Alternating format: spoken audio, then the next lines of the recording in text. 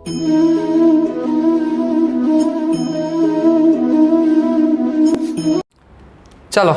तो last time આપણે જે ડિસ્કશન કરતા હતા એ ડિસ્કશનને થોડીક આગળ વધારીએ.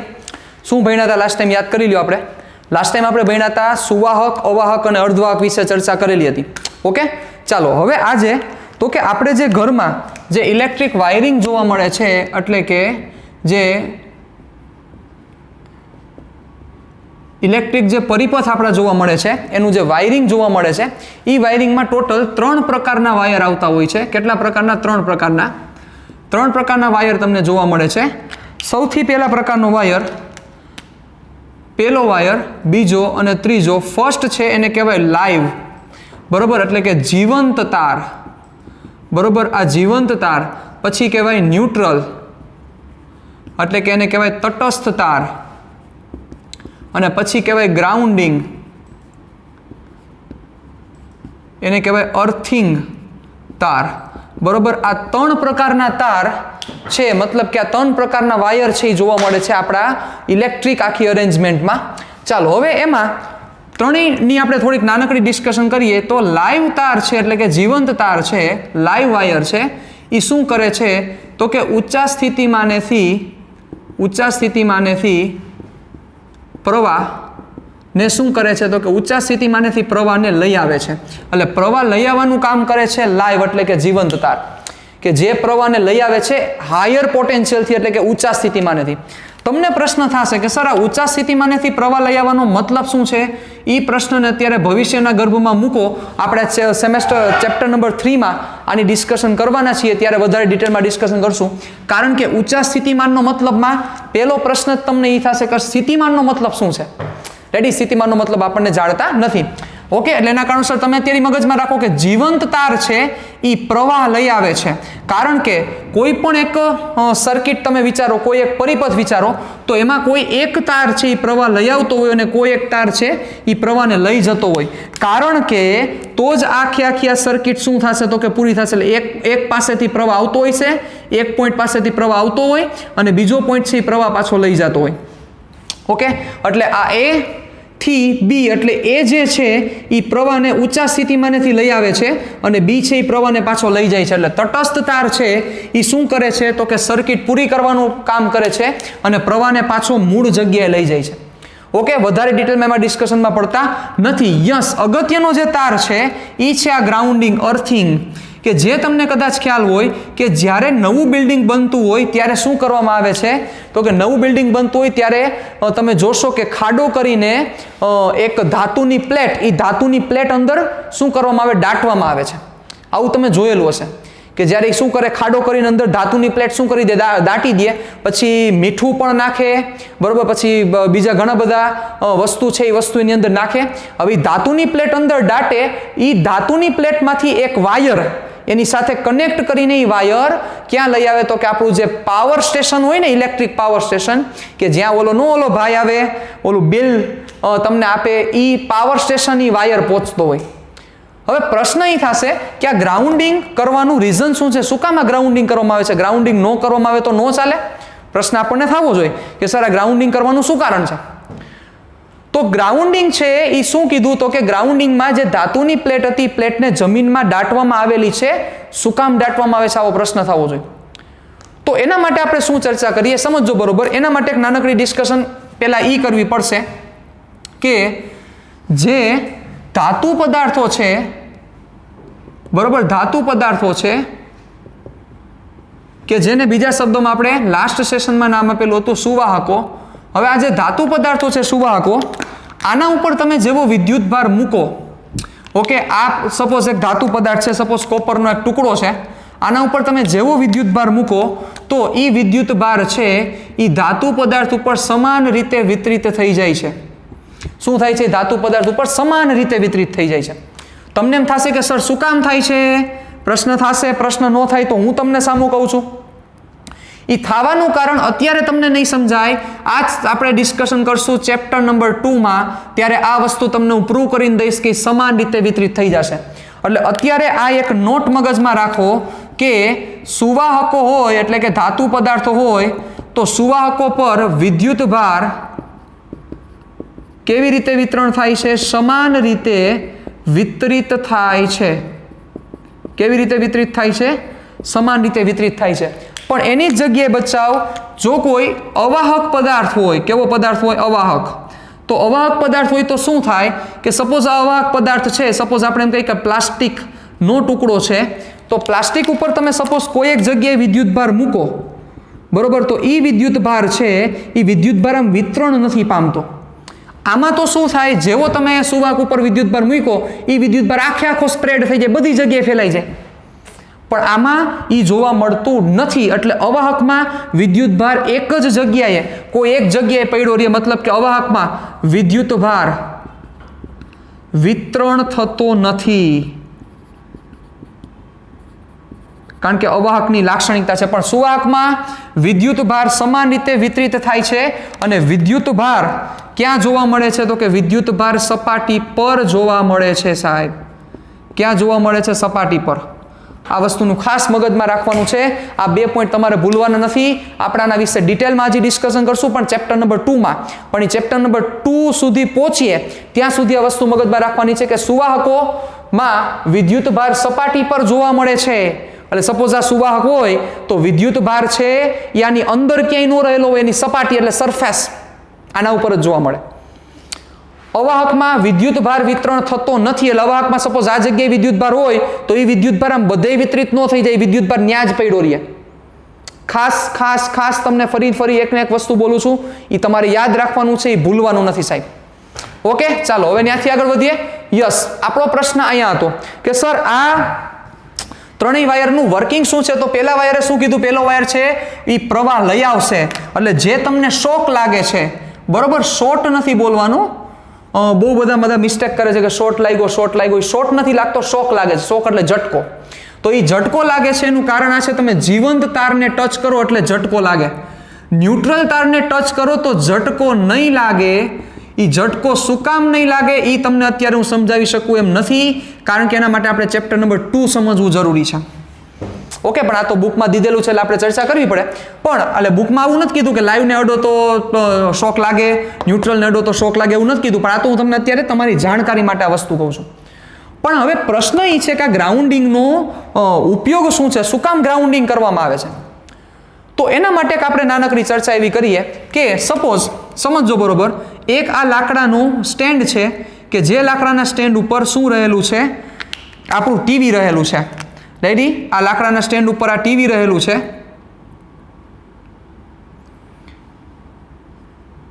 ઓકે, હવે ટીવીનું જે ઉપલો સરફેસ છે એ શેનું બનેલું હોય? તો કે મેટલ એટલે કે ધાતુનું બનેલું હોય, ધાતુનું આવરણનું બનેલું હોય સાહેબ ટીવી.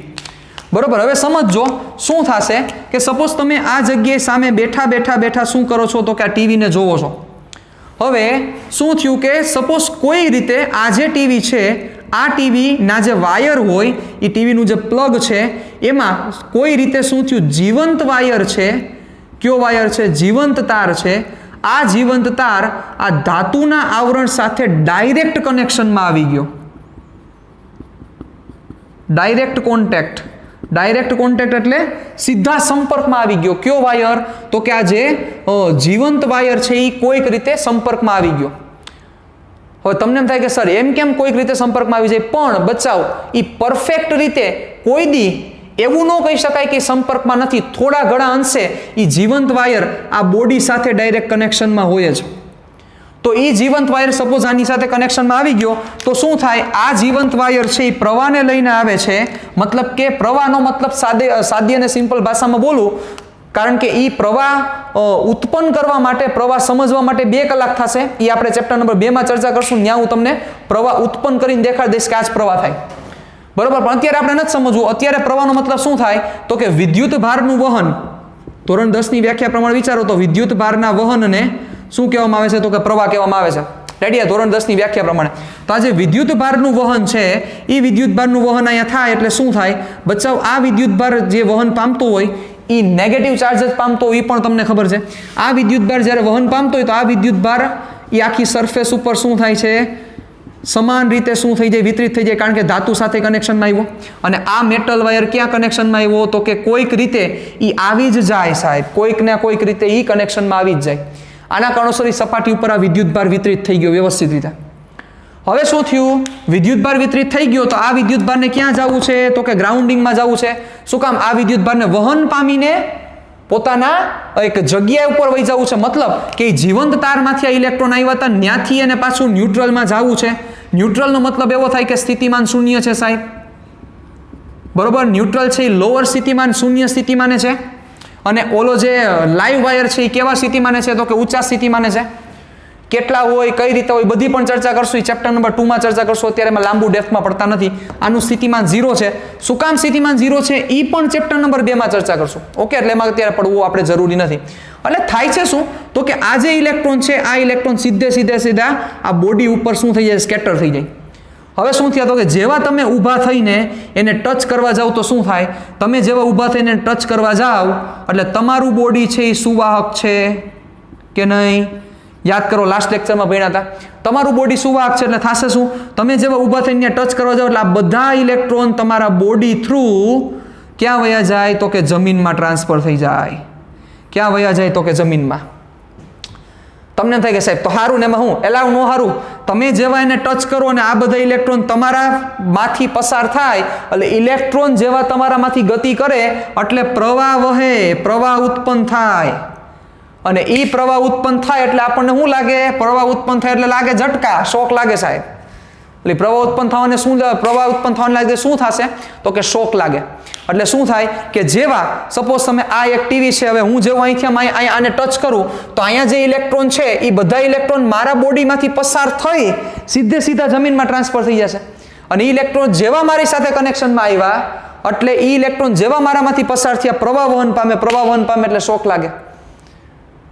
તો બચાવ આ શોકથી બચવા માટે ક્યારેક આ શોકની વેલ્યુ બહુ હાઈ હોય છે. અમે તો ઘણી બધી વાર આનો એક્સપિરિયન્સ કરેલો છે કે જ્યારે હું છે સંગીતનો માણસ છું એટલે એના કારણોસર થાય શું કે મારે જ્યારે ગાવાનું હોય, વગાડવાનું હોય ત્યારે અમારે માઇક સાથે બહુ મોટું કનેક્શન હોય. એટલે થાય શું તો કે ઘણીવાર અમારે જ્યારે મંદિરે જ્યારે આખી સભા હોય તો ત્યારે અર્થિંગનો ક્યારેક લોચો હોય. અર્થિંગનો લોચો હોય ને એટલે થાય શું તો કે જે બધા સ્પીકર છે, બધા મિક્સચર્સ રહેલા છે, બરોબર, એ બધા માઇક ને બધું હોય તો ધાતુના આવરણ જ કહેવાય. એટલે અર્થિંગ ન હોય ને એના કારણોસર શું થાય તો કે અર્થિંગ ન હોવાને લીધે ઘણીવાર એવું બને કે તમે જેવી સ્વિચ ચાલુ કરો ને એટલે તમે ગમે ત્યાં ટચ કરો તમને શોક જ લાગે. કારણ કે ઓલો લાઈવ વાયર છે એ કોઈક ના કોઈક રીતે થોડોક એ કનેક્શનમાં હોય જ. કોઈ દી 100% એ કનેક્શનમાં ન હોય એવું બની જ ન શકે.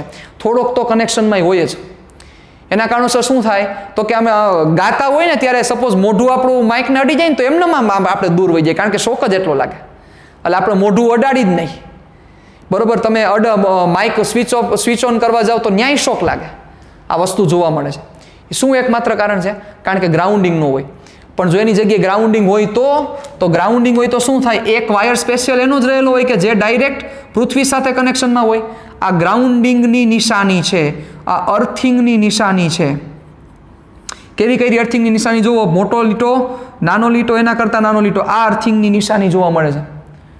તો શું જોવા મળે તો કે ગ્રાઉન્ડિંગ હોય તો શું થાય? જેવો વધારાનો ઇલેક્ટ્રોન આવ્યો તો એ ઇલેક્ટ્રોન સીધો આ તાર થ્રુ સીધો જમીનમાં વયો જશે. એટલે આ જે ઇલેક્ટ્રોન અહીંયા જમા થયા એ એકે ઇલેક્ટ્રોન જમા ન થાય એટલે તમે કાંઈ ટચ કરો તો તમને એકે પ્રકારનો શોક ન લાગે. આ શોકથી બચવા માટે ગ્રાઉન્ડિંગ ઉપયોગ કરવામાં આવે છે. હવે તો મોટાભાગના ગામડામાં બધી જગ્યાએ ગ્રાઉન્ડિંગનો ઉપયોગ થવા માંડ્યો છે. પહેલાં નહોતો થતો. તો આ ગ્રાઉન્ડિંગની મહત્વતા છે કે જેના વિશે આપણે ચર્ચા કરી છે. Okay, done. ચાલો હવે ત્યાંથી આગળ વધીએ. તો આ 3 વાયરના કલર કોડિંગ હોય, તમે જોયા છે. ક્યારેક જોજો સ્વિચ બોર્ડ ખોલે ને ત્યારે જોજો એમાં ઘણા બધા જુદા જુદા કલરના જોવા મળે. તો આની જે કલર કોડિંગ પ્રમાણે હું થોડીક ચર્ચા કરું તો લાઈવ વાયર છે એ જનરલી રેડ અથવા બ્રાઉન કલરનો જોવા મળે છે. કયા કલરનો? રેડ અથવા બ્રાઉન કલરનો લાઈવ વાયર જોવા મળે. જે ન્યુટ્રલ છે એ જનરલી બ્લુ કલરનો જોવા મળે. બ્લુ કલરનો વાયર હોય ન્યુટ્રલ હોય. પછી જે ગ્રાઉન્ડિંગ કરેલો વાયર છે, ગ્રાઉન્ડિંગનો વાયર એ જનરલી ગ્રીન અથવા યલો કલરનો જોવા મળે છે. રેડી? રેડ અથવા બ્રાઉન કલરનો હોય એ કયો હોય? લાઈવ વાયર હોય. અને એને જો તમે ડાયરેક્ટ એ તારના સંપર્કમાં આવ્યા તો તમને ઝટકો લાગે. એ ઝટકો લાગવાનું કારણ અત્યારે નહીં સમજાવી શકું તમને. ન્યુટ્રલને અડો તો નહીં થાય ને ગ્રાઉન્ડિંગને અડો તો પણ તમને એક પ્રકારના ઝટકા લાગે નહીં. એટલે ન્યુટ્રલ બ્લુ કલર ગ્રાઉન્ડિંગ છે એ ગ્રીન અથવા યલો કલરનું જોવા મળે છે. આ એનું કલર કોડિંગ છે. ઓકે, તો જે આપણે આપણા ઘરગથ્થુ પરિપથમાં જોવા મળતા 3 વાયર વિશે આપણે ચર્ચા કરી. ક્લિયર? ડન? ચાલો હવે આગળ વધીએ આપણે. તમારે તમારી બુકમાં શું નોંધવાનું છે? આ 3 વાયરના નામ, એના કલર તમારી રીતે, બરોબર. આ કાંઈ લખવાની જરૂર નથી, બરોબર. એના શું કહેવાય, અર્થિંગની મહત્વતા શું છે તમારી ટેક્સ્ટ બુકમાં પણ છે. હું તમને PDF પણ શેર કરી દઈશ, પણ હજી 3-4 લેક્ચર જવા દો. કુલમનો નિયમ પતી જશે પછી હું તમને PDF શેર કરીશ, ત્યારે એ બધા સમ તમારે એ બધા જે ક્વેશ્ચન છે તમારે તમારી બુકમાં વ્યવસ્થિત રીતે લખવાના છે. અત્યારે તમે આ બધી શોર્ટ નોટમાં લખતા જાઓ. પછી આ એક લખી નાખજો કે સુવાહકો હોય તો સુવાહકોમાં વિદ્યુત ભાર સમાન રીતે વિતરિત થાય છે અને ક્યાં જોવા મળે છે? સપાટી ઉપર. આ વસ્તુ અત્યારે લખવાની કહું છું, પણ ચેપ્ટર નંબર 2 માં જ્યારે પહોંચશું ત્યારે લખવાની જરૂર નહીં પડે, તમને જ સમજાઈ જશે કે આ જ વસ્તુ થાય. ઓકે, ચાલો હવે આપણે આગળ વધીએ. તો હવેનો જે ટોપિક છે એ છે અગત્યનો ટોપિક, 3 માર્ક્સનો અગત્યનો ટોપિક છે પ્રેરણ દ્વારા વિદ્યુત ભારિત કરવું. ટોપિકનું નામ સાંભળજો બરોબર રીતે, પ્રેરણ દ્વારા વિદ્યુત ભારિત કરવું. 3 માર્ક્સનો અગત્યનો ટોપિક છે. ચાલો, સાવ સિમ્પલ છે પણ બહુ લોજિકલી છે, બહુ મસ્ત ટોપિક છે. સમજજો, તમને ખૂબ આનંદ આવશે. ચાલો ધ્યાન રાખજો.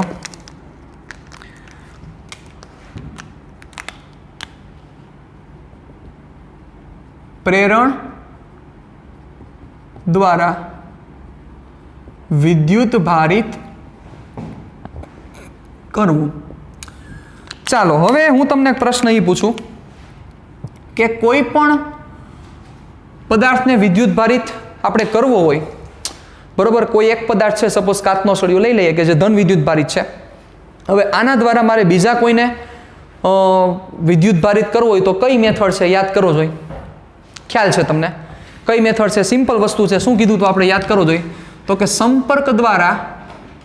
કેવો સંપર્ક? તો કે ભૌતિક સંપર્ક, ફિઝિકલી કોન્ટેક્ટ. એટલે કે સંપર્ક દ્વારા શું કરી શકાય તો કે વિદ્યુત ભારિત કરી શકાય. કેવી રીતે કરી શકાય? સંપર્ક દ્વારા. એટલે આ પહેલી મેથડ થઈ કે જેનાથી તમે વિદ્યુત ભારિત કરી શકો. કઈ રીતના? બહુ સિમ્પલ વસ્તુ છે, યાદ કરી લ્યો. આ કાચનો સળિયો હોય કે જે પોઝિટિવ ચાર્જ ધરાવે છે, ઘસો એટલે કાચના સળિયા પર પોઝિટિવ ચાર્જ આવે.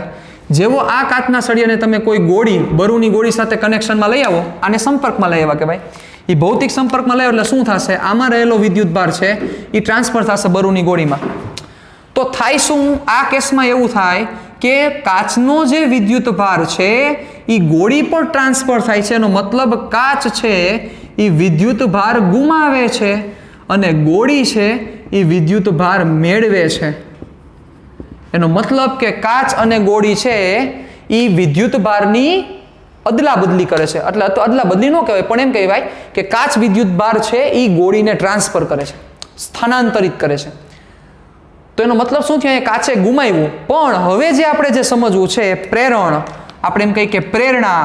આની પ્રેરણાથી મને આ વસ્તુ મળી, આની પ્રેરણાથી, મારા ગુરુજીની પ્રેરણાથી, મારા માતા પિતાની પ્રેરણાથી, XYZની પ્રેરણાથી, માતાજીની પ્રેરણાથી, ભગવાનની પ્રેરણાથી, આની પ્રેરણાથી, એ પ્રેરણાથી આપણે હવે ડિસ્કશન કરવું છે. એટલે કે હવે જે આપણો સેકન્ડ પોઈન્ટ છે કે એ પોઈન્ટમાં દાદાગીરી એવી છે સાહેબ ફિઝિક્સની કે એમાં તમારે એકેય પ્રકારનો ભૌતિક સંપર્ક કરવાનો નથી. મતલબ કે ભૌતિક સંપર્ક નથી કરવાનો, ભૌતિક સંપર્ક ન થવો જોઈએ. નંબર 2 આ પહેલું. અને બીજી વસ્તુ તો કે જેના લીધે, એટલે કે જેના લીધે વિદ્યુત ભારિત થાય છે એને વિદ્યુત ભાર ગુમાવવાનો નથી. એટલે વિદ્યુત ભાર ગુમાવવાનો નથી. તમને થશે કે સર આ શું કહેવા માંગો છો? હવે હું તમને કહું, ધ્યાન રાખજો બરોબર રીતે. આપણી પાસે 2 ગોળા છે, ઓકે, 2 ધાતુના ગોળા છે, સમાન માપના છે 2 ધાતુના ગોળા. આ પહેલો અને આ બીજો. આ બંનેને આપણે અવાહક સ્ટેન્ડ ઉપર મૂકેલા છે. કેવા સ્ટેન્ડ ઉપર છે? અવાહક સ્ટેન્ડ ઉપર. ચાલો પ્રશ્ન થશે અવાહક સ્ટેન્ડ ઉપર શું કામ? તો કે અવાહક સ્ટેન્ડ ઉપર એટલે મૂક્યા, જો સુવાહક હોય અને આમાં જો વિદ્યુત ભાર આવે તો શું થાય? સીધે સીધા ગ્રાઉન્ડિંગ થઈ જાય. એટલે આપણે એને કેના ઉપર મૂકેલા છે? આ બંને ગોળાઓને અવાહક સ્ટેન્ડ ઉપર. ચાલો અવાહક સ્ટેન્ડ ઉપર કયા ગોળા મૂકેલા છે? ધાતુના ગોળાઓ.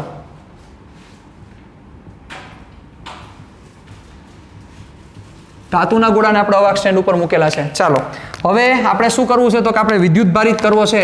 એટલે આની નજીક હું શું લઈ જાઉં છું સાહેબ? આની નજીક હું લઈ જાઉં છું કાચનો સળિયો કે જે પોઝિટિવ ચાર્જ ધરાવે છે. ઓકે, આની નજીક હું લઈ જાઉં છું કાચનો સળિયો કે જે પોઝિટિવ ચાર્જ ધરાવે છે. ચાલો હવે હું શું કહેતો હતો? યસ કે ભૌતિક સંપર્ક કરાવવાનો નથી, એનો મતલબ કે એ તો આપણને ખબર જ છે જે અહીંયા ભણી ગયા કે જો આ કાચના સળિયાને આની હારે કનેક્ટ કરી દઉં તો ઓબ્વિયસ છે આમાંથી વિદ્યુત ભાર આમાં વહી જાય. એ મોટી વાત નથી, એ તો થાય જ. પણ આ કેસમાં ચર્ચા આપણે એવી કરવાની છે કે આ કાચના સળિયાનો આની સાથે સંપર્ક ન થવો જોઈએ. કાચનો સળિયો વિદ્યુત ભાર ગુમાવવો પણ ન જોઈએ. એનો મતલબ કાચનો સળિયા પાસેથી વિદ્યુત ભાર જવો જોઈએ નહીં. કોમન સેન્સ છે, નહીં જ. એનું કારણ છે કે સંપર્ક કરાવતા નથી. સંપર્ક ન કરાવી તો વિદ્યુત ભાર હવામાં થોડો ટ્રાન્સફર થાય, ન થાય. તો મતલબ સમજો, જે દાદાગીરી છે એ સમજવા જેવી છે કે કાચનો સળિયો સંપર્ક કરાવશે પણ નહીં, એની સાથે સંપર્ક પણ નહીં થાય, વિદ્યુત ભાર ગુમાવશે પણ નહીં, તેમ છતાં આ બંને ઉપર વિદ્યુત ભાર આવી જશે. હાલો બોલી જાઓ. આ જાદુની વાત છે સાહેબ. આ જાદુ આપણે કરવાના છે. સમજો સાહેબ, ભાવિન સાહેબ, કાચના સળિયાને સંપર્ક કરાવવાનો પણ નથી, તેમ છતાં આ બંને ઉપર વિદ્યુત ભાર આવી જાય. વિચારો તમે.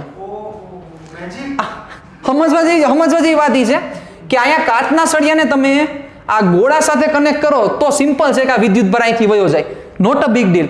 પણ અહીંયા ચર્ચા એવી છે આ કાચના સળિયાને સંપર્ક નહીં કરાવવાનો, તેમ છતાં આને ઉપર વિદ્યુત ભાર આવી જવો જોઈએ. ચાલો, એ જ વાત છે, એને કહેવાય પ્રેરણ દ્વારા વિદ્યુત ભારિત કરવું. મતલબ આપણે કોઈક વ્યક્તિની પ્રેરણા મેળવતા હોય, બરોબર, કોઈક સારો વ્યક્તિ આપણી બાજુમાં બેઠો હોય, આપણે એમ કહીએ કે આનામાંથી મેં આ સારા ગુણધર્મ લીધા, તો શું એનામાંથી એક ગુણધર્મો ઘટી જશે? વિચારો જોઈએ. એનામાંથી ગુણધર્મો ઘટે? ન ઘટે.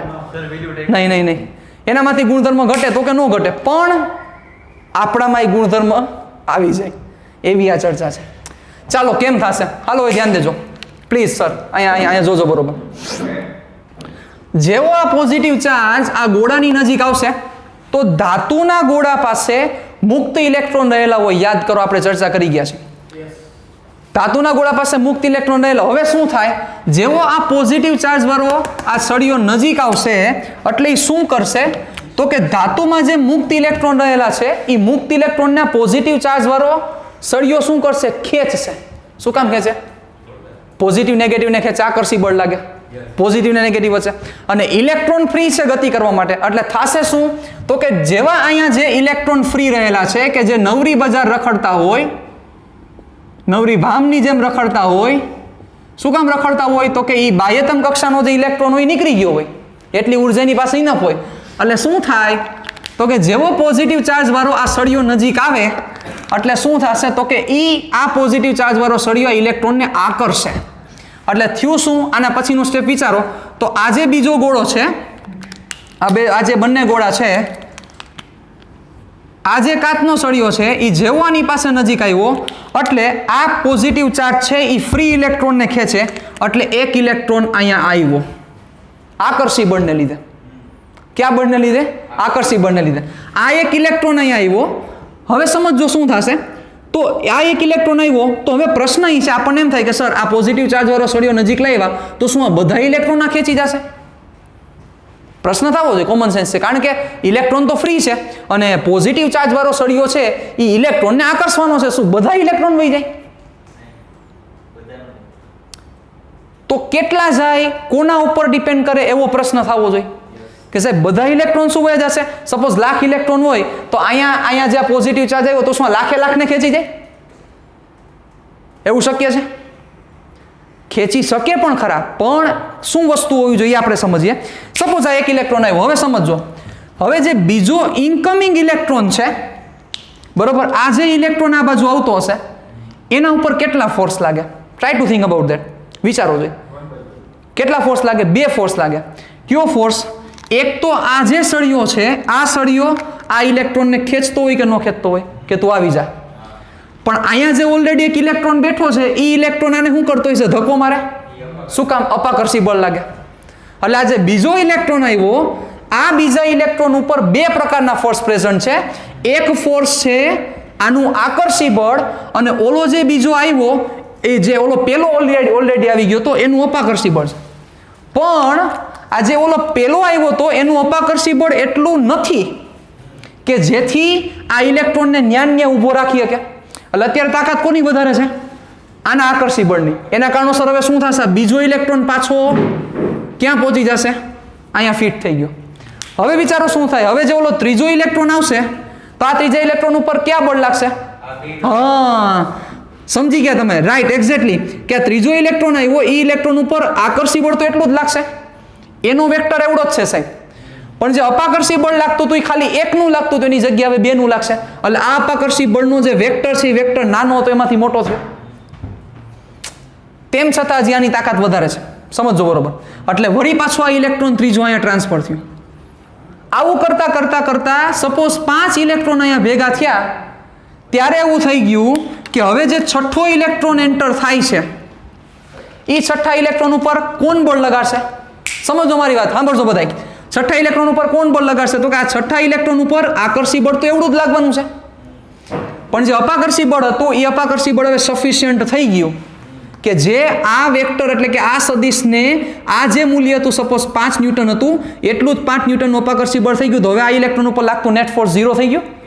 હા, અને આ ઇલેક્ટ્રોન ઉપર લાગતું નેટ ફોર્સ 0 થઈ ગયું. મતલબ કે આ ઇલેક્ટ્રોનને આ પ્રેઝન્ટ છે કે નહીં એની કોઈ ઇફેક્ટ જ નહીં થાય. પાડી દો. આ થાય, આ સમજવાની વાત છે. એટલે શું થયું એનો મતલબ કે આ 5 જ ઇલેક્ટ્રોન અહીંયા ભેગા થયા. હવે તમને એમ થાય કે સાહેબ મારે હજી 6 ઇલેક્ટ્રોન ભેગા કરવા છે, તો છઠ્ઠો ઇલેક્ટ્રોન અહીંયા ભેગો કરવો હોય તો ઓબ્વિયસ છે આ વેક્ટરને તો તમે હરી નથી કરી શકવાના. છઠ્ઠો ઇલેક્ટ્રોન ભેગો કરવો હોય તો તમારે આ વેક્ટર મોટો કરવો પડે. મતલબ કે આકર્ષી જે બળ છે એનો જે સદિશ છે એ સદિશ મોટો કરવો પડે. મતલબ કે આ જે સળિયા ઉપરનો વિદ્યુતભાર છે એ વિદ્યુતભારની કિંમત વધારવી પડે. ક્યાં વાત? તો હવે અહીંયા જે સળિયા ઉપરનો વિદ્યુતભાર છે એ વિદ્યુતભારની કિંમત જેટલી છે એ પ્રમાણે નક્કી થશે કે અહીંયા કેટલા ઇલેક્ટ્રોન આકર્ષાશે. બધાય આકર્ષાય નહીં. આ સમજવાની વાત છે. આ ફિઝિક્સ છે સાહેબ. આ એની મજા છે. તો હવે શું થયું? સપોઝ આપણે 5 ઉપર રમીએ છીએ. હવે સાંભળજો બરોબર મારી વાત. 5 ઉપર રમીએ છીએ તો શું થશે? ચાલો છઠ્ઠાને ગોળી મારી દો. હવે વિચારો આ 5 ઇલેક્ટ્રોન અહીંયા ભેગા થયા. આપણે એક જ ગોળાની ચર્ચા કરી છે સાહેબ. સાંભળજો, બહુ સમજો જેવી વાત છે. આ 5 ઇલેક્ટ્રોન અહીંયા ભેગા થયા એટલે આ ગોળામાંથી 5 ઇલેક્ટ્રોન આ બાજુ ટ્રાન્સફર થયા.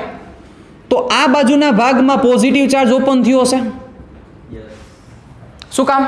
યાદ કરો, લાસ્ટ ટાઈમ આપણે ડિસ્કશન કરી ગયા કે પોઝિટિવ ચાર્જ તો પોતાના મૂળ સ્થાને જ પડ્યો હોય. ઇલેક્ટ્રોન ફ્રી છે એટલે આ ઇલેક્ટ્રોન શું થશે? રેન્ડમલી મોશન કરતા હોય. પણ હવે શું થયું? તો કે એ 5 ઇલેક્ટ્રોન એક જ બાજુ ભેગા થઈ ગયા. હવે આ બધાય 5 ઇલેક્ટ્રોન એક જ બાજુ ભેગા થઈ જાય. વિચારજો મારી વાત બરોબર. તો શું થયું? અહીંયા પોઝિટિવ ઓપન થઈ ગયો. જોવો, મતલબ કે આ પોર્શન કેના તરીકે વર્તે? ધન વિદ્યુતભાર તરીકે વર્તે. મતલબ કે આ જે છેડો છે એ ધન વિદ્યુતભાર તરીકે વધશે. હવે એ છેડો જેવો ધન વિદ્યુતભાર તરીકે વર્તે તો આ છેડો કોની સાથે સંપર્કમાં છે? બાજુવાળા. તો બાજુવાળામાં રહેલા ઇલેક્ટ્રોનને આ છેડો શું કરી લે? ખેંચી લે. મતલબ કે બાજુમાં જે ફ્રી ઇલેક્ટ્રોન્સ હશે એ ફ્રી ઇલેક્ટ્રોન્સ આ પોઝિટિવના આકર્ષણને લીધે આ બાજુ ટ્રાન્સફર થશે. હવે એ જે ફ્રી ઇલેક્ટ્રોન્સ એટલે કે મુક્ત ઇલેક્ટ્રોન છે એ પોઝિટિવના લીધે આ બાજુ ટ્રાન્સફર થાય એટલે એ જે ઇલેક્ટ્રોન એમાં એન્ટર થયા એ બધા આને પાછા બેલેન્સ કરી દેશે. વિચારો, એટલે આમાંથી ઇલેક્ટ્રોન આમાં ટ્રાન્સફર થયા એટલે આ પોઝિટિવને બેલેન્સ થઈ ગયા. તો આને 5 ઇલેક્ટ્રોન આમાં ટ્રાન્સફર કર્યા તો ઓબ્વિયસ છે અહીંયા પાછો કેવો ચાર્જ આવી ગયો? પોઝિટિવ ચાર્જ આવી ગયો. That is the point. હજી આને ડિટેલિંગમાં જવું તો જઈ શકાય સાહેબ. સમજો બરાબર મારી વાત. રેડી? હવે સાંભળજો. એટલે અહીંથી ઇલેક્ટ્રોન ટ્રાન્સફર થઈને અહીંયા ગયા એટલે આ ભાગ ગયો. તો વિચારો અહીંથી ઇલેક્ટ્રોન ઓલી બાજુ ગયા હોય તો આ છેડો પાછો પોઝિટિવ તરીકે વર્તે કે ન વર્તે? સાંભળજો. હવે આ છેડો પોઝિટિવ તરીકે વર્તે છે તો અહીંયા ઇલેક્ટ્રોન હશે. ઇલેક્ટ્રોન શું કરશે? આ પોઝિટિવને બેલેન્સ કરશે. અને આ ઇલેક્ટ્રોન જેવા બાજુ ટ્રાન્સફર થયા એટલે અહીંથી ઇલેક્ટ્રોન ઓલી બાજુ વહી જાય એટલે પોઝિટિવ કઈ બાજુ ટ્રાન્સફર થાય? જમણી બાજુ. એટલે આનો નેટ આન્સર શું આવે? નેટ આવું થાય કે આ ગોળો અને આ બીજો ગોળો આના ઉપર આ નેગેટિવ ચાર્જ આવી ગયો આ જગ્યાએ અને આ છેડા ઉપર શું થયો? Positive charge. હવે એકચ્યુઅલમાં છોકરા શું સમજે છે? છોકરા એવું સમજે કે નેગેટિવે ગતિ આ બાજુ કરીને પોઝિટિવે ગતિ આ બાજુ કરી. પોઝિટિવે ગતિ જ નથી કરી સાહેબ. There is no motion of the positive charge in this case or any case.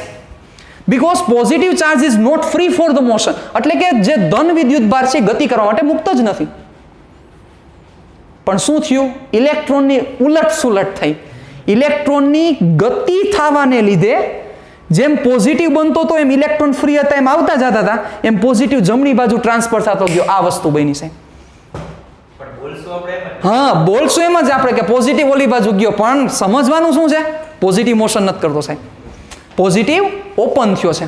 ચાલો હવે અહીંયા હજી સળિયાને ભૂલવાનો નથી. આ સળિયો અહીંયા જ છે સાહેબ. કેવો ચાર્જ છે? Positive charge. ઓકે, કયા સ્ટેન્ડ ઉપર છે? અવાહક સ્ટેન્ડ ઉપર છે. હવે સમજ્યા તમે અવાહક સ્ટેન્ડ ઉપર શું કામ રાખ્યું સાહેબ? તમને સમજાણું અવાહક સ્ટેન્ડ શું કામ રાખ્યું? અહીંયા સુવાહક હોત તો સીધો ગ્રાઉન્ડિંગ થઈ જાત, કારણ કે પૃથ્વીની શું તાકાત છે? બધું વિદ્યુત ભાર પૃથ્વી લઈ લે, પૃથ્વી તટસ્થ કરી નાખે સાહેબ. સાંભળજો મારી વાત બરોબર. એટલે આપણે અવાહક સ્ટેન્ડ રાખેલું છે. હવે શું કરવું છે?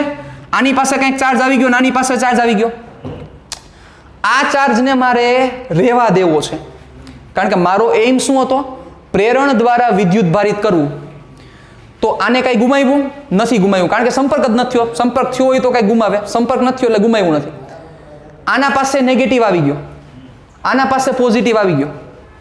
તો કોઈ વ્યક્તિ, ભાવિન સર, કોઈ વ્યક્તિ ઝડપથી એવું વિચારી લે કે આ સળિયાને હું દૂર કરી નાખું તો શું થાય? જેવું આ સળિયું અહીંથી દૂર કરે એટલે મયરો. શું કામ? આ પોઝિટિવ ને આ નેગેટિવ કનેક્શનમાં છે. પાછા બેને શું કરી દેશે? એકબીજાને બેલેન્સ કરી દેશે. વળી પાછા હતા ક્યાં? અહીંયા હતા, ત્યાં પાછા આવી જાવ તમે. પણ તમારે શું કરવાનું છે? એને દૂર કરવાનો છે, પણ એક કાળજી રાખીને દૂર કરવાનો છે. કઈ કાળજી રાખીને દૂર કરવાનો છે? કે આ સળિયાને ડાયરેક્ટ દૂર નથી કરી નાખવાનો. જો ડાયરેક્ટ દૂર કરી નાખશો તો આની પાસે પોઝિટિવ ચાર્જ છે, આની પાસે નેગેટિવ ચાર્જ છે, બે વચ્ચે સંપર્ક છે એટલે સીધે સીધા ભેગા થઈ જશે. પણ તમારે એને કઈ રીતના ટ્રાન્સફર કરવાનું છે? આ સળિયો અને આ સ્ટેન્ડ એ બંનેને એકી સાથે છૂટા કરો. સમજ્યા મારી વાત કે ન સમજ્યા? કઈ રીતે? આ સળિયો અને આ સ્ટેન્ડ આ બંનેને એકી સાથે દૂર લઈ જાઓ. એટલે આના પછીની પરિસ્થિતિ શું થશે? પરિસ્થિતિ થાય આવી જોજો. આ સળિયો, ઓકે, હા યસ, ઇનફ નહીં થાય. થોડુંક ભૌતિક સંપર્ક આવી જશે તોય ચાલશે, જાજુ નથી કરવું આપણે. જો આવી ગયું, હવે શું થયું જોજો. આ રાખવાનું કારણ સમજાણું તમને સાહેબ. આ રાખશો એટલે શું થશે? ઓલા ઇલેક્ટ્રોન છટકી ન શકે. શું કામ? આ ઓલો ખેંચીને રાખે, અને આ ઇલેક્ટ્રોન આ ખેંચીને રાખે એટલે ઓબ્વિયસ છે એમને એની મેળે પ્લસ ઓપન થઈ જવાના છે. એટલે તમે જો આ સળિયો અને આ વાહકને, આ જે સ્ટેન્ડ છે એને એકી સાથે ટ્રાન્સફર કરો તો આ બે હવે વચ્ચેની ગેપ આવી ગયો, વચ્ચે જગ્યા આવી ગઈ. હવે શું કરો?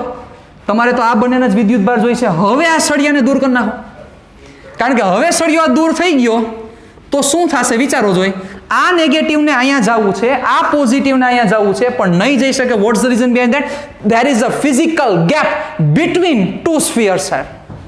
મતલબ કે બે ગોળા વચ્ચે હવે ડિસ્ટન્સ આવી ગયું, એટલે આ ઇલેક્ટ્રોનને ટ્રાન્સફર થવું હશે આ બાજુ, પણ થઈ શકશે નહીં. એટલે આના ઉપર વધારાનો નેગેટિવ ચાર્જ આવી ગયો અને આના ઉપર કેવો ચાર્જ આવી ગયો? Positive charge. આપણે શું કરવું હતું? વિદ્યુત ભારિત કરવું હતું. એ વિદ્યુત ભારિત આપણે કર્યું. એટલે હવે થયું શું? સમજી લ્યો. આ નેગેટિવ છે અને આ પોઝિટિવ છે, એટલે શું થશે? આ નેગેટિવ આવશે કઈ બાજુ? વિચારો જોઈ. ઓબ્વિયસ છે, સમજજો. આ નેગેટિવ છે અને અહીંયા જે બેલેન્સ થયેલા ઇલેક્ટ્રોન છે એ ઇલેક્ટ્રોન ટ્રાન્સફર થશે આ બાજુ, અને પોઝિટિવ આના પછીની જે પરિસ્થિતિ છે એ પરિસ્થિતિ છેલ્લે આવી બનશે કે આ નેગેટિવ અને આ પોઝિટિવ એકબીજાથી નજીક આવવાની ટ્રાય કરશે, એટલે આવા બની જશે. એટલે આના પછીની પરિસ્થિતિમાં આ ઇલેક્ટ્રોન ટ્રાન્સફર થી આ બાજુ અને આ પોઝિટિવ ટ્રાન્સફર થાય આ બાજુ આવી જાય. હવે આ શું કરી નાખો તો કે આ બે વચ્ચેનો ગેપ છે પૂરતો વધારી દો, કારણ કે તમારે આ બે વચ્ચે કઈ કનેક્શન રાખવાનું નથી. એટલે આને એક ગામડેથી બીજા ગામડે લઈ જાઓ અને આને એક ગામડેથી બીજા ગામડે લઈ જાઓ, એટલે હવે વસ્તુ શું થઈ? આના પાસે નેટ નેગેટિવ ચાર્જ આવી ગયો અને આના પાસે કેવો ચાર્જ આવી ગયો? Positive charge. અને જેવો તમે આને દૂર લઈ જશો એટલે આ તો ધાતુ છે સાહેબ. તો ધાતુમાં હમણાં આપણે ભણ્યા, તમે નહોતા ત્યારે, હમણાં ભણ્યા શું ભણ્યા? કે ધાતુ પર વિદ્યુત ભાર છે સમાન રીતે વિતરિત થઈ જાય. એટલે જેવો તમે આને દૂર લઈ જશો એટલે ઇલેક્ટ્રોન છે એ સમાન રીતે શું થઈ જશે, વિતરિત થઈ જશે. કેવો ચાર્જ બની ગયો? આ ઋણ વિદ્યુત ભારિત ગોળો. અને આ કેવો થઈ ગયો તો કે ધન વિદ્યુત ભારિત ગોળો. વિચારો, ચાર્જિંગ થઈ ગયું. ચાર્જિંગ બાય ઇન્ડક્શન, ઇંગ્લિશમાં પૂરું નામ એવું થાય. પ્રેરણ એટલે ઇન્ડક્શન થાય. હવે સમજવા જેવી વાત છે, શું કાચના સળિયાએ વિદ્યુત ભાર ગુમાવ્યો? ભાવિન સર, એકે પ્રકારનો સંપર્ક નથી થયો. કાચના સળિયાએ વિદ્યુત ભાર ગુમાવ્યો નથી, ભૌતિક સંપર્ક નથી. તેમ છતાં જે જાદુ કરવાની વાત હતી કે જે બંને વિદ્યુત ભાર ઉપર તમારે શું કરવાનું, વિદ્યુત ભાર લઈ આવવાનો હતો, વિદ્યુત ભારિત કરવાનો હતો, એ આપણે કરી દીધું. આ સમજવાની વાત છે. રેડી? સાંભળો છો ને તમે બધા? હા, તો સાંભળતા રહેજો ભાઈ. હવે જ્યારે નેક્સ્ટ સેશનમાં મળીશું ત્યારે આપણે માત્ર ને માત્ર એક ગોળાને વિદ્યુત ભારિત કરવાનો છે. અત્યારે જે આપણે વિદ્યુત ભારિત કર્યો એ બે ગોળાને વિદ્યુત ભારિત કર્યા છે અને એ બે ગોળાને સાથે સંપર્કમાં રાખ્યા છે. ફરીથી એકવાર તમને શોર્ટ એન્ડ સ્વીટમાં હાઇલાઇટ આપી દઉં તો શું થશે, ધ્યાન રાખો. અહીંયા બે ગોળા, ધાતુના ગોળા, બંનેને અવાહક સ્ટેન્ડ ઉપર મૂકેલા છે. એની નજીક કાચનો સળિયો લઈ આવવામાં આવે એટલે કાચનો સળિયો જેવો નજીક આવશે તો અહીંયા મુક્ત ઇલેક્ટ્રોનની ખેંચ છે પોતાની બાજુ. બધા ઇલેક્ટ્રોન ટ્રાન્સફર થતા નથી. એ ડિપેન્ડ કરે છે કાચના સળિયા ઉપર કેટલો ચાર્જ છે.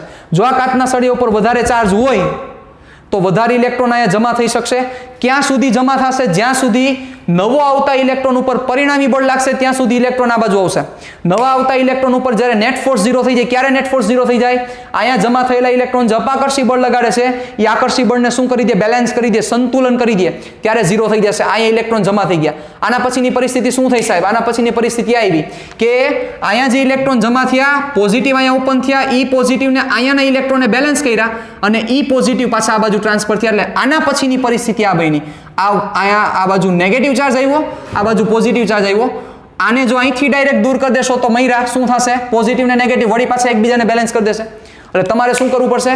આ કાચના સળિયા અને આ ગોળાને એકી સાથે દૂર લઈ જવા પડશે કે જે આપણે દૂર લઈ ગયા હતા. અને જેવા એકી સાથે દૂર લઈ જશો એટલે અહીંયા નેગેટિવ ચાર્જ આવી ગયો કે જે કોણ પકડીને રાખશે? કાચનો સળિયો. કારણ કે અહીંયા કાચનો સળિયો આપણે દોરેલો તો યાદ કરો. અને ઓલી બાજુ પોઝિટિવ ચાર્જ ઓપન થઈ ગયો. હવે શું કરી નાખો તો કે આને હવે દૂર કરી નાખો. જેવો આને દૂર કરશો એટલે શું થશે તો કે આ બધા નેગેટિવ ચાર્જ આ બાજુ ટ્રાન્સફર થશે કારણ કે પોઝિટિવ એને આકર્ષે છે. એટલે આના પછીની પરિસ્થિતિ આ થશે અને છેલ્લી પરિસ્થિતિ આ બંનેને દૂર લઈ જાઓ એટલે આના ઉપર ઇક્વલી નેગેટિવ ચાર્જ અને આના ઉપર ઇક્વલી પોઝિટિવ ચાર્જ ડિસ્ટ્રીબ્યુટ થઈ જશે. મતલબ સંપર્ક વગર, કોઈએ ગુમાવ્યા વગર બંને ગોળા ઉપર વિદ્યુત ભાર આવી ગયો. ઓકે, જેની ડિટેલમાં ડિસ્કશન હજી આપણે એક ગોળાને વિદ્યુત ભારિત કરવાનો છે. આમાં આપણે બે ગોળાને વિદ્યુત ભારિત કર્યા છે. હવે આપણે એક ગોળાને વિદ્યુત ભારિત કરવાનો છે કે જેના વિશે ડિસ્કશન આપણે નેક્સ્ટ લેક્ચરમાં કરશું. એ આપણું ઉદાહરણ નંબર 1 છે. ત્યાં સુધી ટાટા બાય બાય, સિયા, ફિર મિલેંગે ચલતે ચલતે.